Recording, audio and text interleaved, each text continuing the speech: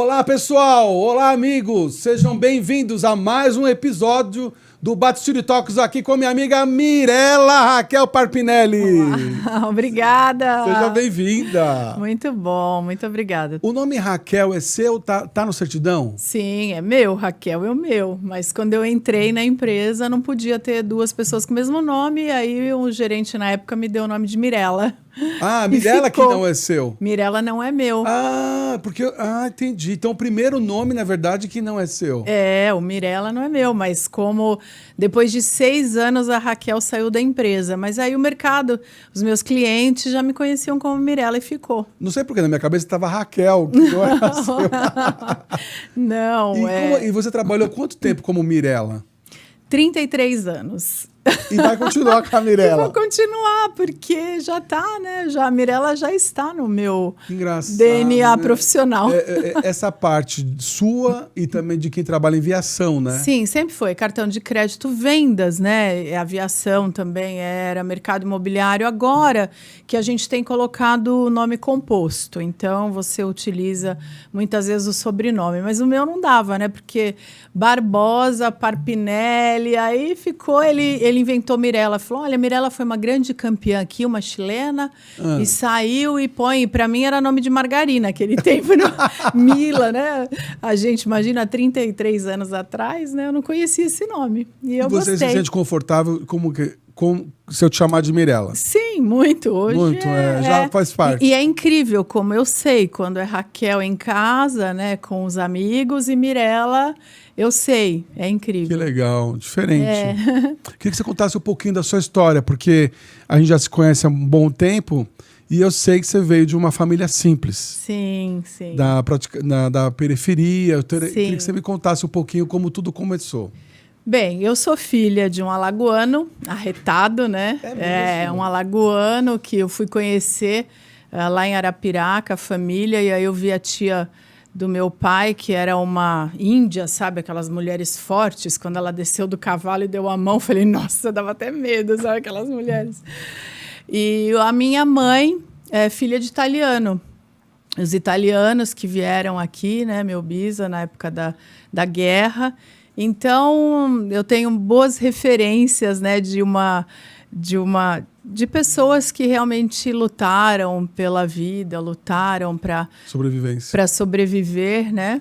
E eu sou do Paraná, eu nasci no Paraná, porque o meu pai mudava muito. Meu pai era filho de fazendeiro, meu avô tinha fazenda e tinha muitas fazendas, só que o meu pai quebrou lá no Paraná, na época do café. Que lugar do Paraná? Londrina, Curitiba? Eu nasci em Loanda, uma cidadezinha bem pequena. E quando ele quebrou, nós viemos morar no porão da casa da minha avó, primeiro aqui em São Paulo. Depois a gente morou no porão da casa da minha tia. E um porão que não tinha banheiro, por isso que hoje eu valorizo tanto imóvel, né? Eu olho muito bem, né? A planta e o banheiro, porque eu gosto do banheiro só para mim. Casamento bom é aquele, né, que dá muito certo quando cada um tem o seu banheiro. Não é? Eu sempre falo. Nossa, não tinha banheiro, gente. Não, não tinha banheiro. A gente tinha que usar o pinico. Acho que a maioria não sabe nem o que é isso. Nossa. E aí a gente tinha que tomar banho na casa da minha tia, rapidinho, né? Tinha que marcar e tal. Enfim, e aí eu me lembro, eu tenho essas lembranças, porque eu era pequena. Que duro, não?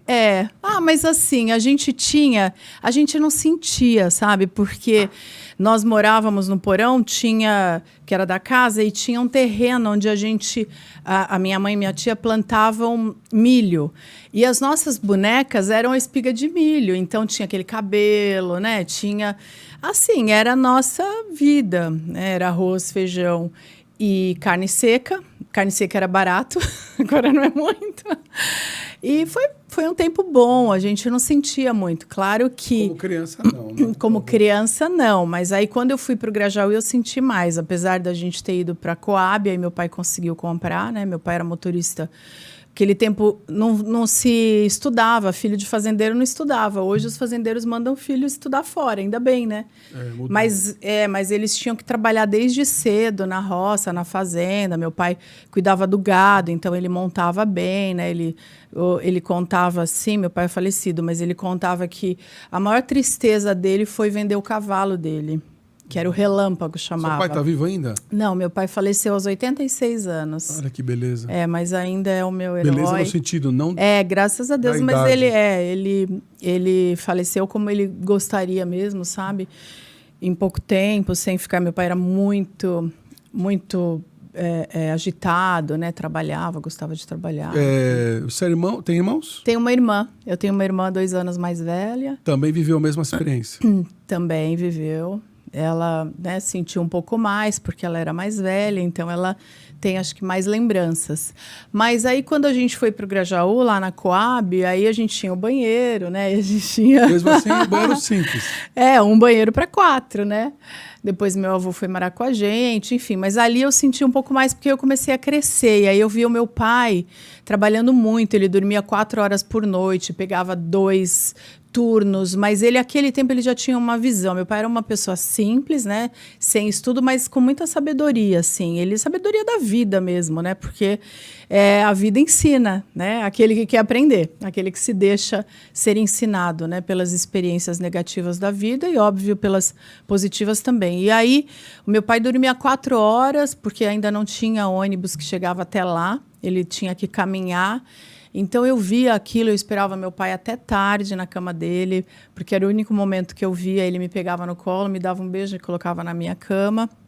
Então, eu queria tirar o meu pai daquela situação. Sempre, desde pequena, eu queria tirar daquela situação. E a minha mãe costurava, então a gente estava sempre com roupinha, né, bonitinha, depois que ela começou a costurar, e o meu tio dava uns retalhos, que ele trabalhava numa empresa de tecido lá no Brás, e aí ele dava uns retalhos para minha mãe costurar.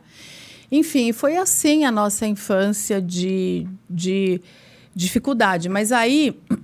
Isso durou até com que idade que você tinha? Então, eu com 12 anos, eu comecei a vender coisa na rua. Eu vendia Avon, Christian Grey, eu já vendia. Porque eu olhava assim, tinha um árabe que ele passava todo dia, batia na porta de casa vendendo as coisas. E a minha mãe gritava de lá, eu não quero nada, hoje eu não quero. Aí, mas todo dia, sabe aquela coisa? Todo dia. Aí um dia minha mãe falou, não aguento mais, eu vou comprar alguma coisa desse árabe. Sensacional. E aí... ela foi e comprou. Aí, daqui a pouco, ele passou de bicicleta, depois ele passou de carro e tal. E, de repente... ele foi melhorando. De repente, ele tinha uma loja lá na Cidade Dutra, né?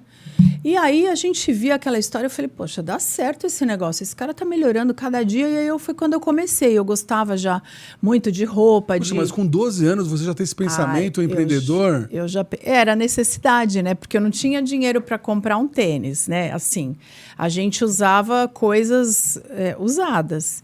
E aí, eu me lembro que tinha uma festa... caipira, e eu queria uma bota.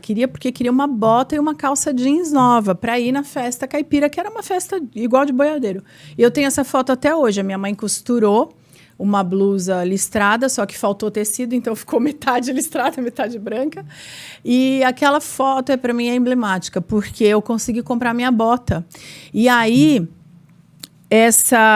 quando eu fazia a minha conta da comissão, eu falava, nossa, dá a bota que eu quero comprar. Só que aí a minha cliente, que eu tinha a melhor... Você pulou, que você começou a vender o quê?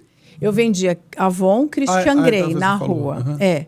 E depois a minha mãe ganhou uma panela Tefal, um jogo de panela Tefal, porque minha prima trabalhava nessa loja. Uhum. Logo que chegou a Tefal no Brasil. Aí eu falei, mãe, posso vender essas panelas? Depois a gente pede mais. E aí eu desfiz o jogo e comecei a vender a panela na rua. Aí chegou uma época que meu pai até ia entregar a panela comigo, porque aí eu comecei a vender mais. Deu certo. E aí, então foi dos 12 aos 14. E esse dia que eu queria comprar a bota... E ela falou assim, mas não, eu fiz a conta, eu tô comprando muita coisa, tira essa pulseira. Eu nunca me esqueço disso. Eu falei, Aí eu falei assim, deixa eu te falar, se você tirar essa pulseira, eu não vou conseguir comprar a minha bota. Você, por favor, é o meu sonho ir nessa festa com essa bota nova. Aí ela falou, tá bom, eu vou ficar com a pulseira também. E olha só, então aí deu para eu comprar. Isso foi muito interessante. Enfim, aí Com 14 anos, o meu pai não queria que eu trabalhasse, ele queria que eu estudasse, né? Ele falou, não, filha minha só vai trabalhar depois da faculdade, nem que eu tenha que me esforçar, tal. Tanto que ele colocou a gente no inglês com 10 anos na FISC. Eu ia todo sábado, acordava cedo para ir na FISC estudar lá em Santo Amaro, do Grajaú até Santo Amaro, era quase 40 minutos de ônibus, 1 hora. Aquele tempo, né, era bem mais difícil o ônibus, enfim. Então, mas eu falei, não, pai, eu tenho que trabalhar. E aí eu fui com a minha tia tirar a carteira de trabalho e consegui um trabalho no cartório de Santo Amaro. E aí comecei a trabalhar no cartório, mas na hora do almoço eles ficavam jogando ping-pong. Eu falava, gente... E eu ficava só no cartório batendo. E eu era muito rápida, eu já era, sabe, sempre fui muito acelerada.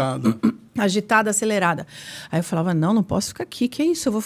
Eu não posso perder tempo. Para mim, assim, como eu tive pouca infância, porque eu sempre trabalhei, né, desde cedo e estudava, tanto que eu tenho essa dificuldade de me divertir.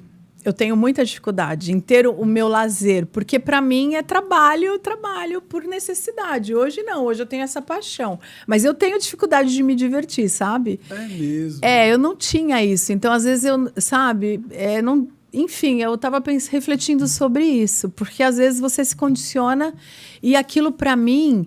Eu falava, nossa, esse pessoal fica aqui na hora do almoço perdendo tempo, jogando ping-pong, né? E olha que coisa legal que é hoje, né? O cartório deixava ping-pong, mesa lá, né? E eu falei, não, eu preciso fazer alguma coisa. Enfim. Era uma coisa avançada para a época. Era, mas porque olha... Hoje isso virou moda, né? Mas então, tinha no cartório de Santo Amaro. Interessante. Aí, enfim, a minha prima arrumou emprego no Bradesco, do Centro Empresarial de São Paulo, que o Centro Empresarial era o máximo, era onde tinha Grupo Santista, tal, Proceda, enfim. Aí eu falei, não, eu vou. Meu pai falou, não, quem vai trabalhar primeiro é sua irmã. Eu falei, poxa, e eu que cavei tudo, eu queria ir. Aí minha irmã foi. Aí a segunda vaga era lá na Cidade Vargas, no Jabaquara, mas já um pobre. Aí eu falei, ela ficou com o melhor, mas eu vou. Era quase 2 horas de ônibus. Aí eu ia para lá, depois eu estudava à noite. E foi assim. Então, eu trabalhei no Bradesco, trabalhei alguns anos, passei por várias áreas lá. Foi muito bom, porque atendimento ao público, eu já tinha isso. Aí chegou uma época que eu ganhava mais de venda de título de capitalização do que o meu salário. Porque quando você vende, você ganha, né, uma comissão, mesmo no banco. E aí eu fui para a parte de aplicação, enfim, estava ótimo, mas falei, não, também não vou ficar aqui, né, muito tempo, porque eu queria crescer. E aí eu fui, então eu passei por várias empresas. Poxa. Aí eu consegui ir para o Centro Empresarial na Proceda Tecnologia, que aí rede estava chegando no Brasil. Naquele tempo, eu trabalhei na Proceda, que era do Grupo Santista, depois a Monidata comprou. Mas eu nunca me esqueço também dessa cena, que tinha um diretor, ele tinha 25 anos de empresa, de grupo, né? E ele era um senhor de cabelo branco, bem... gente boa, gordinho, tal, ficava na sala. Eu falei, ai, mas eu vou demorar 25 anos para chegar diretor. Não vou, né? Não, é muito tempo. E aí que me convidaram para fazer um final de semana como recepcionista num empreendimento de alto padrão. Precisava de uma recepcionista bilíngue na época, e a minha amiga falou, olha, eu não estou achando ninguém, você precisa ir, porque precisa ter uma aparência, tal. Eu era novinha, né? E você é alta, né? Eu tinha 21 anos, tal. Aí falei assim, nossa... mas eu não gosto de trabalhar final de semana. Ela, não, mas é $150 por dia. Aquele tempo pagava recepcionista em dólar. Eu falei, nossa, então eu vou, porque eu pagava isso no meu leasing do carro. Aí eu já tinha um carro, mas eu morava no Grajaú. Eu já tinha um Escort preto e tal, mas morava no Grajaú. Quando eu cheguei lá, aí eu vi aqueles corretores e eu já estava lendo, e eu fiquei na minha, né, eu estava lendo Napoleão Hill, que eu gosto muito dele, aquele livro de 1000 páginas, né? Nossa, incrível. Napoleão Hill é ótimo. É ótimo, né? Tem vários livros hoje, né? Mas aquele livro para mim, porque eu já queria saber... Eu gosto dele também. Eu também, nossa, Eu gosto muito. Enfim, aí eu já comecei, falei, eu quero sair dessa vida. Então, eu tinha que achar. E não era a abertura que tem hoje. Hoje tem material, né? Tem de tudo. Mas naquele tempo, não. Você tinha que ler. Ler muito sobre tudo para você aprender. Não tinha essa abertura de mercado, né? E aí, quando eu olhei assim, veio um corretor conversar comigo, ele falava, poxa, esse corretor não tem nenhum dente e come o S, fala errado tal, e tá XR3 conversível, né? Naquela época eu lembro, gente, quem tinha um Escort era o cara. Né? Mas quem tinha um conversível? Amarelo, lembra? Amarelo, lembro, nossa. Era o melhor carro da época, o Opala, né? Era super carro. E aí, daqui a pouco, chegava o gerente com um carro desse. Aí, no dia seguinte, eu fiquei o final de semana. E eu observava e falei, não, tem alguma coisa errada com esse... Eu aqui estudando, né? Lendo a Lei do Triunfo para ver como é que eu vou triunfar na minha vida. E o cara não sabe nem falar direito andando nesse carro. Falei, tem alguma coisa errada. E aí, comecei a observar e me chamaram para trabalhar lá. Eu falei assim, legal, mas quanto ganha? Não ganha nada. Você não tem salário. Eu falei, mas como não tem salário? Não tem salário. Eu falei, então... E foi na época do Plano Cruzado, 1990.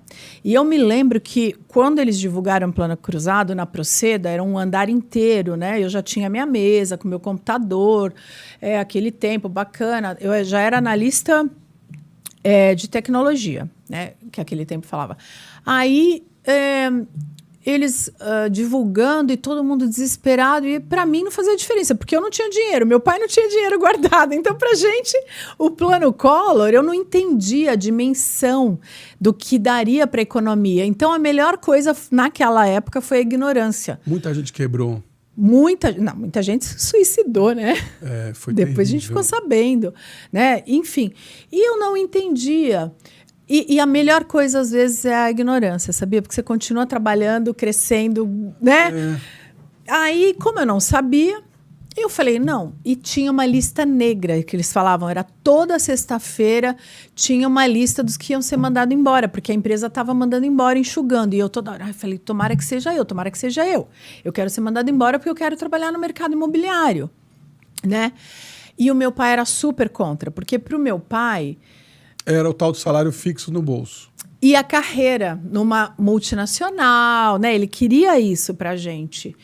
E para ele falava assim, olha, quando eu falei que não, que eu conheci corretor, desculpa, eu vou usar um termo que hoje tudo você não pode usar, né? Mas eu vou usar um termo do meu pai, né? Arretado, alagoano, que falava, era direto, não tinha filtro. Meu pai não tinha filtro nenhum, então eu vou falar assim. Ele falava, você não vai ser corretora, porque corretor é tudo bandido. Ele falava assim, ele era muito duro. Depois eu falava, não, pai, não é. Mas eu não conhecia, né? E depois, óbvio, ele teve orgulho da minha profissão, porque ele viu que toda profissão tem o lado bom e tem o lado ruim. Você tem que escolher. Né? Toda profissão. Não tem o médico bom e o médico, né, que a gente vê tanto. Toda. Enfim, ele falava a mesma coisa de advogado. E no final ele ficou também muito feliz, porque a minha sobrinha fez direito na São Francisco, né? Então, super orgulho, né? Que é muito difícil, eu também tenho muito orgulho dela, da Laís. Enfim, mas ele mudou o conceito, só que ele não conhecia.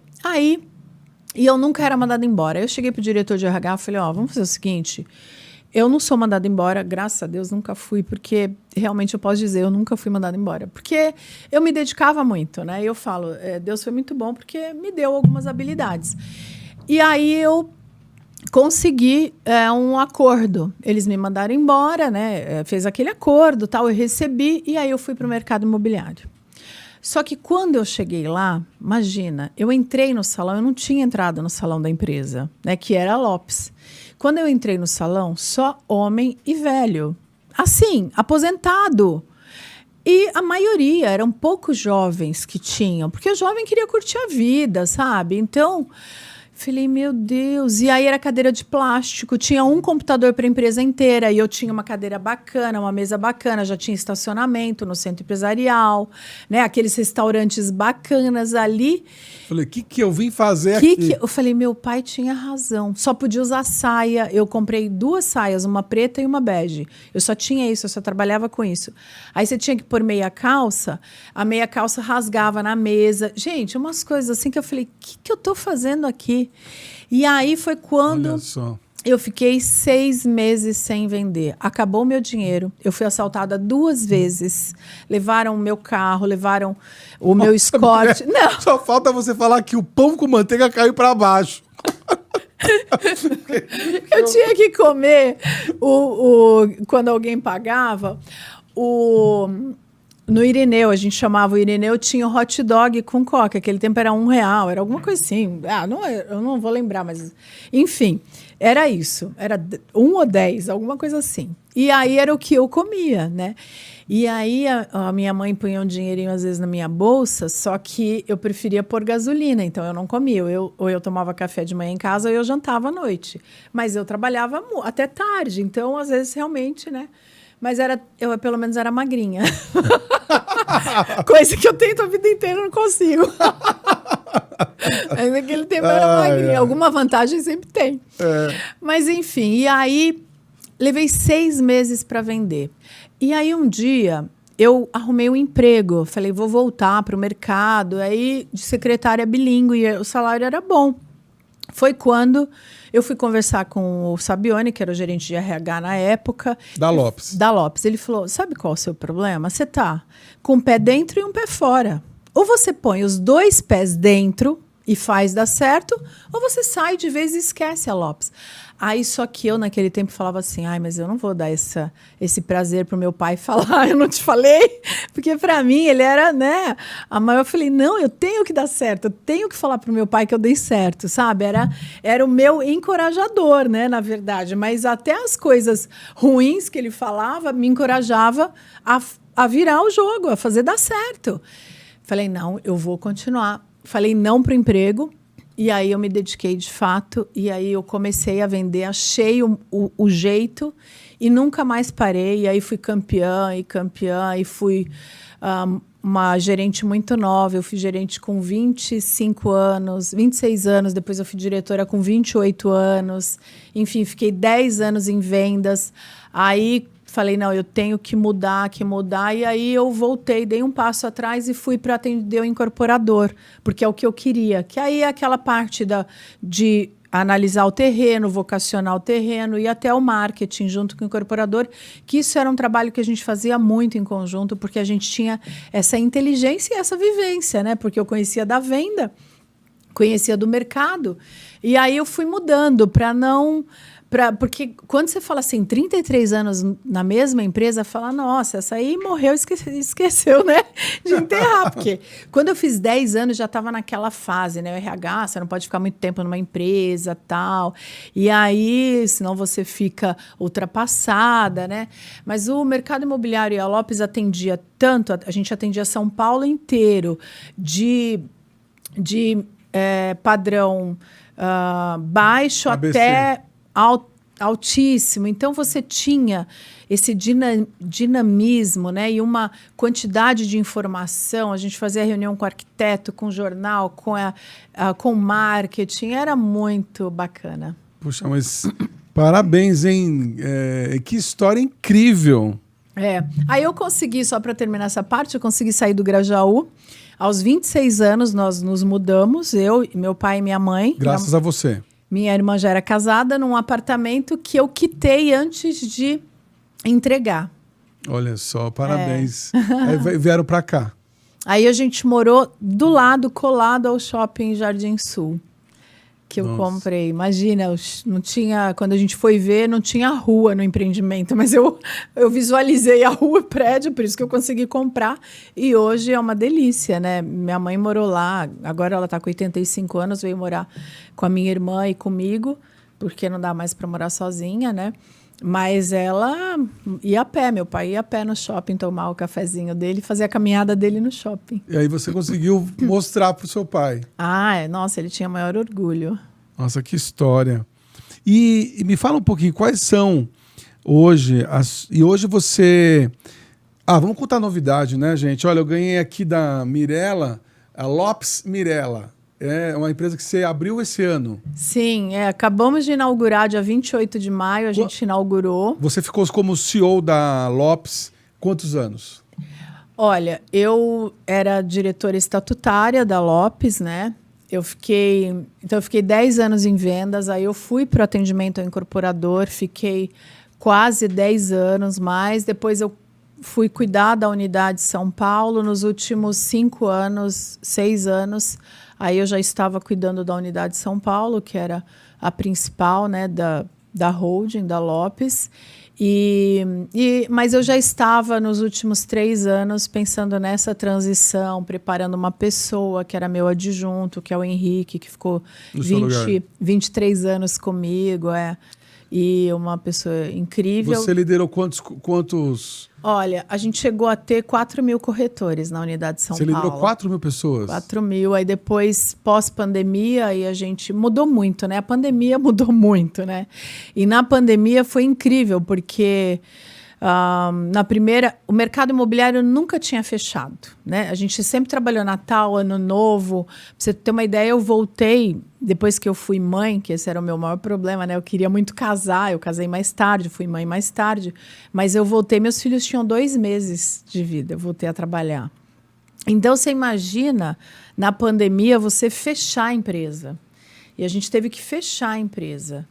E aí, na primeira reunião, que foi digital, o que eu ia falar para essas pessoas? Porque tinham pessoas que queriam, de alguma forma, ir para a empresa, porque onde elas moravam não tinha condições de falar com o cliente, de trabalhar. Tinha um home office, né? Então, assim, foram muitos desafios, mas foi Agora, um aprendizado. O que você falou nessa primeira reunião? Olha, eu lembro que eu pedi a Deus uma sabedoria. Para falar. E eu me lembro que eu falei sobre o tanque de Betesda, porque o tanque de Betesda era onde ficavam... eu fui lá, né, em Israel. Eu já fui para lá 2 vezes, né? Aliás, é um lugar que eu amo. E lá ficavam as pessoas que tinham várias deficiências, não tinha tratamento, né, como tinha hoje. E aí eles acreditavam que quando o anjo descia e mexia as águas, o primeiro a entrar seria curado. E aí Jesus viu uma pessoa que estava lá há muitos anos, acho que 40 anos, não vou lembrar, enfim, que faz tempo que eu li esse texto, preciso ler de novo. Mas ele estava há muito tempo acamado, ele era paralítico, e aí até ele chegar, não dava, porque alguém tinha que ajudá-lo a entrar no tanque. Só que antes disso, entrava alguém no lugar dele. E aí eu lembro que Jesus falou assim, Jesus veio, olhou, se compadeceu dele e falou assim, pega a sua maca e anda. E ele levantou e andou.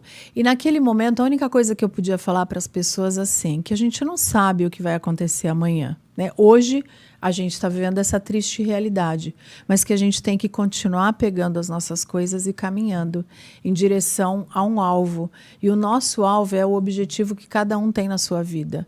Então, que as pessoas não desistissem, porque a gente tem sim alguém que olha por nós e que nos ajuda nessa caminhada. Então foi mais ou menos isso e foi muito bom. Porque, muito bom, muito bonito. Porque as pessoas, sabe, precisava esperança. E eu precisava estar com elas, porque a dor era de todo mundo. Sim. Todo mundo estava, né, de alguma forma com uma dor, ou por algum familiar, né? Mas o fato é que a gente não pode parar, a gente tem que se levantar e caminhar. É verdade. Parabéns. Ô, Mi, e quantas Mirelas que não vendiam há 6 meses você encontrou nesses 4.000 funcionários? Olha, muitas pessoas. Eu acho que o mais bacana é porque eu entrei num mercado totalmente masculino, porque se a gente for ver quem é o construtor, quem é o incorporador. Hoje, incorporadores são... tem pessoas até de outras áreas que são incorporador, mas a maioria era aquele pessoal que estava acostumado a lidar com peão de obra, né, com trabalhador de obra. Então, ele virou um construtor, um incorporador, e não tinha muitas mulheres na época, né, a época.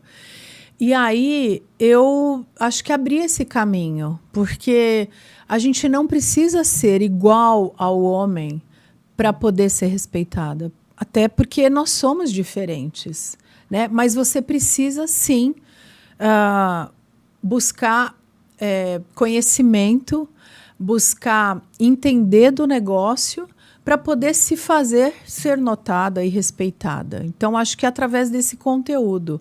Mas sem perder essa feminilidade que é própria da gente, né? Própria da mulher. Cada um, eles se complementam, né? Então, a liderança masculina complementa a liderança feminina.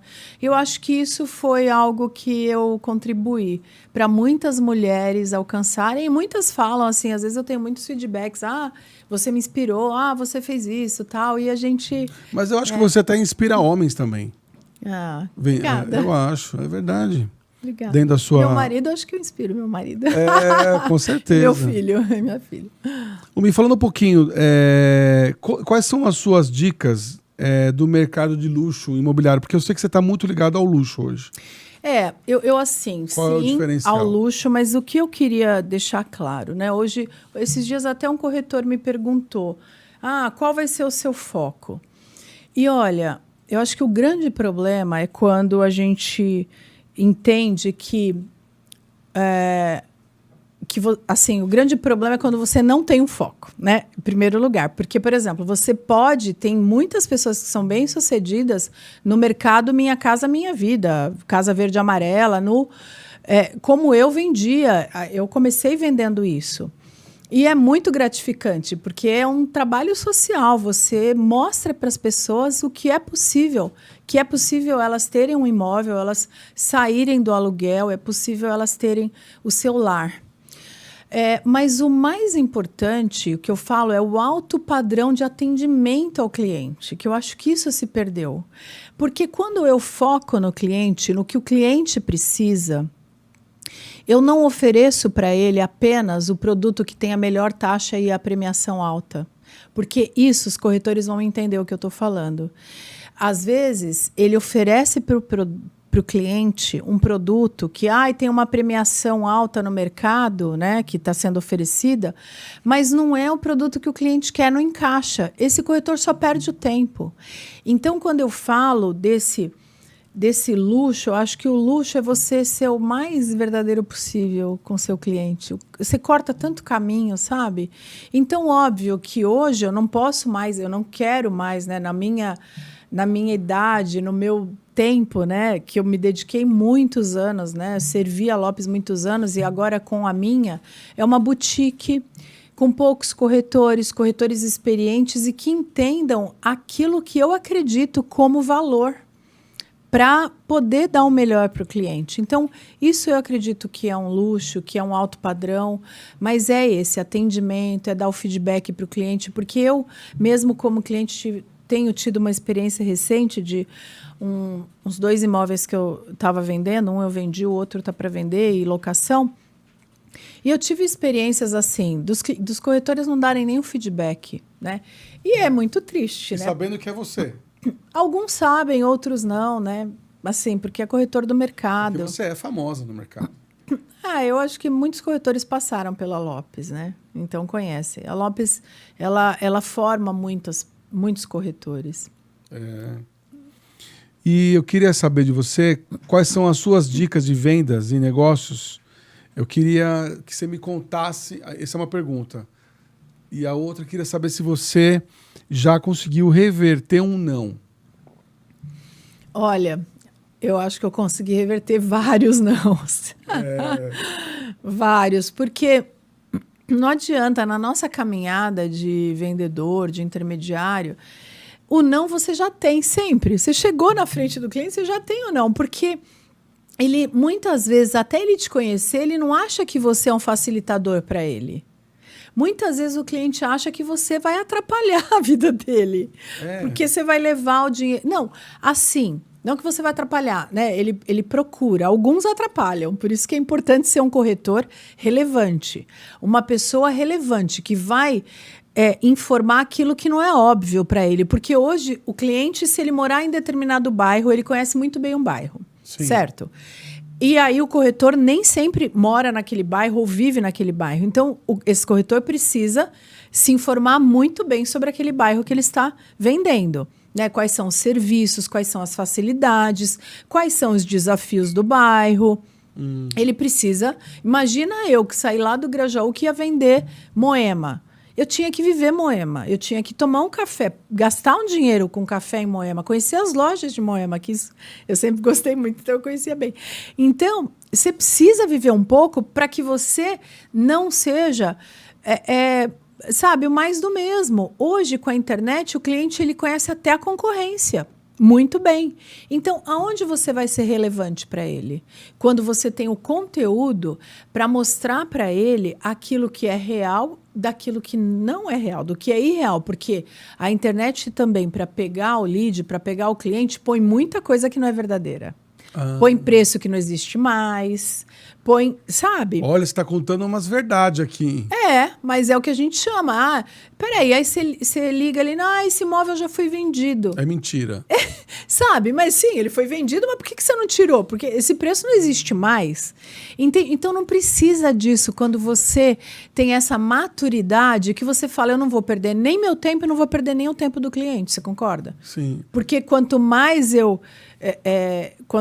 clientes eu atendo bem, a venda é mais rápida e eu provavelmente vou vender mais, porque eu não perdi o meu tempo com esse cliente que também ele vai ficar bravo e talvez nunca mais queira falar comigo. Nossa. Então, foram várias vezes que a gente reverteu o não, mas vai depender muito do seu conteúdo, de ser um corretor relevante para o seu cliente. Você acabou contando para nós aqui uma pegadinha, né? Que existe. Existe. Obrigado, e é muito chato. Pela sua... É muito chato isso, porque eu também não gosto, né? Não é? Você vai comprar alguma coisa e aí, quando você entra, você começa a perguntar, esse imóvel não está mais à venda, esse imóvel foi vendido ontem. Esse imóvel já tinha sido vendido por um preço que não existe mais no mercado. Mi, qual que é hoje...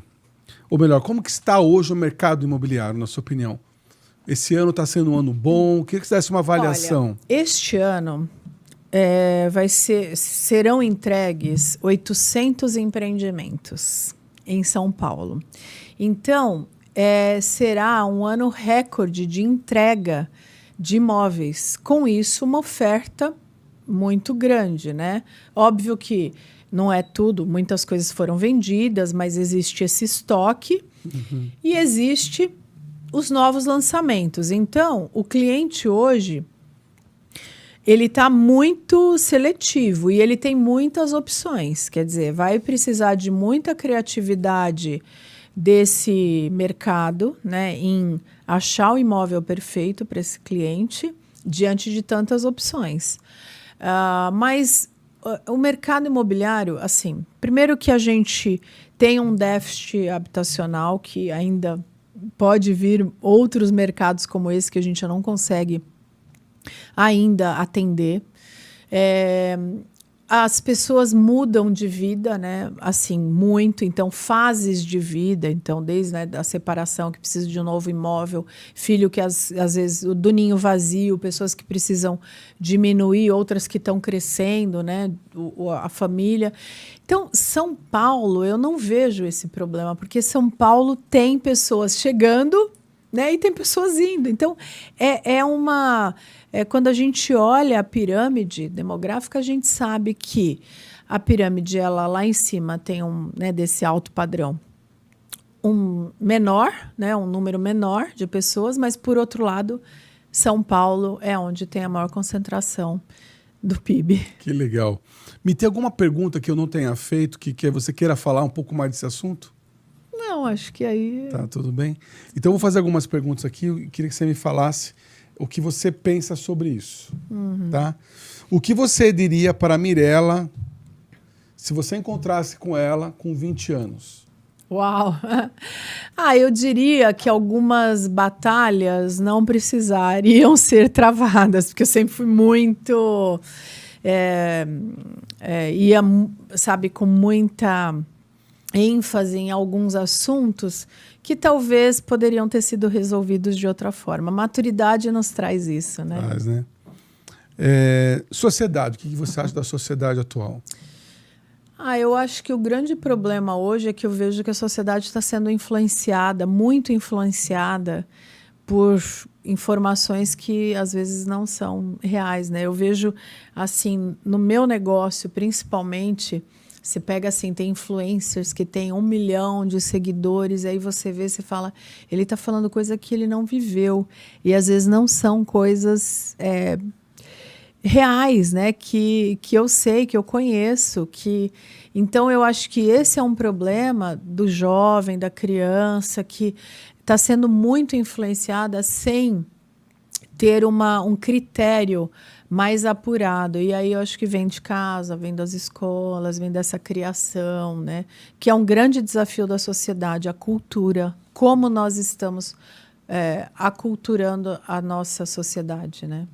Um desprezo. Politicagem, né? Politicagem. Politicagem nas empresas, nas relações, nas amizades. Mas agora você é dona do próprio negócio, então... Não, eu sou dona do meu negócio, mas por isso que eu quero fazer do meu jeito. Porque eu não, né? Como dizia, eu tinha uma coach que falava, não usa esse termo político, que é feio. Eu sei que é feio. Eu falava, mas eu não sei ser política, eu falava para ela. Ela, não usa esse termo, porque esse termo às vezes é feio, né? Mas usa estratégia. Eu falei, mas às vezes, se não for verdadeiro, é a mesma coisa. Mesma coisa. Que legal. Mi, o que você não faria de novo? Não faria de novo? Nossa. O que você não faria de novo? Você sabe que eu tenho uma coisa, eu esqueço coisa ruim, é tão bom, porque... Nossa, que bom! Eu esqueço! Eu tenho esse benefício de esquecer. Ai, que bom! A coisa ruim, porque assim, eu poderia falar assim, eu trabalharia menos, mas assim, eu acho que não. Ou se divertiria mais. Eu acho que talvez isso, eu me divertiria mais. Mi, eu queria desejar grande sucesso para você nessa Lopes Mirella.